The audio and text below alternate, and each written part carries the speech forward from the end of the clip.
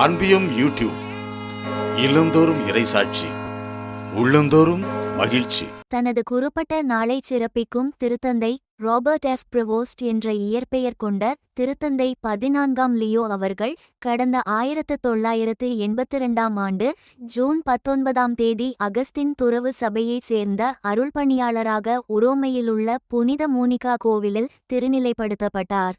June 19 வியாழக்கிழமை திருத்தந்தை 14ஆம் Leo அவர்கள் தனது 43வது குறிப்பிட்ட நாளை சிறப்பிக்கும் இந்நாளில் அவருக்கு வாழ்த்துக்கள் வந்து குவிந்த வண்ணம் உள்ளன.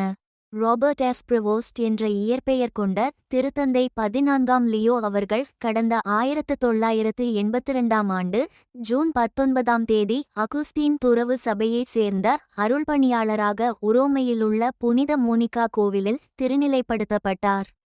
அருட்தந்தை இராபர்ட் பிரான்சிஸ் பிரிவோஸ்ட் அவர்கள் திருத்தந்தை அருள்பணியாளராக திருநிலைப்படுத்தப்பட்ட போது அவருக்கு 27 வயது என்றும் அவர் உரோமையிலுள்ள புனித தாமஸ் அக்வினாஸ் பாப்பிரை பல்கலைக்கழகத்தில் திருஅவை சட்டம் பயின்றார் என்றும் திருத்தந்தை குறித்து இன்றைய நாளில் எழுதியுள்ள கட்டுரை ஒன்றில் குறிப்பிட்டுள்ளார்.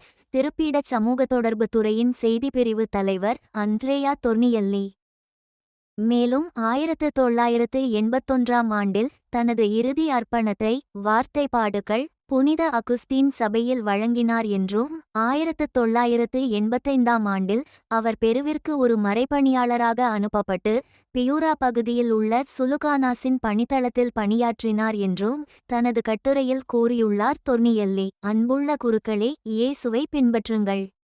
கடவுளுக்கு உரியவர்களாக இருப்பது நம்மை இம்மண்ணக மக்களுடன் இணைக்கிறது, ஓர் உண்மையான உலகத்துடன். இயேசுவை போலவே இறைத்தந்தை உங்கள் பாதையில் வைக்கும் உண்மையான மக்களை நீங்கள் சந்திக்கிறீர்கள் என்றும் கடந்த மே மாதம் 31ஆம் தேதி புனித பேதுரு பெருங்கோவிலில் நிகழ்ந்த குறிப்பிட்ட திருப்பலியில் வழங்கிய மறையுரையில் திருத்தந்தை கூறியதையும் நினைவு கூர்ந்துள்ளார் தொர்னியல்லி. திருத்தந்தையின் டுவிட்டர் செய்தி: இயேசுவின் திருவுடல் மற்றும் திரிரத்த பெருவிழா தோற்றத்தில் நம்மிடையே உண்மையிலேயே பிரசன்னமாயிருக்கும் அவரின் மீதான நமது நம்பிக்கையை புதுப்பிக்கட்டும் என்று கூறியுள்ளார் திருத்தந்தை 14ஆம் லியோ. ஜூன் 19 வியாழனன்று #கார்பஸ் கிறிஸ்டி என்ற ஹாஷ்டாகுடன் வெளியிட்டுள்ள தனது குறுஞ்செய்தி ஒன்றில் இவ்வாறு பதிவிட்டுள்ளார்.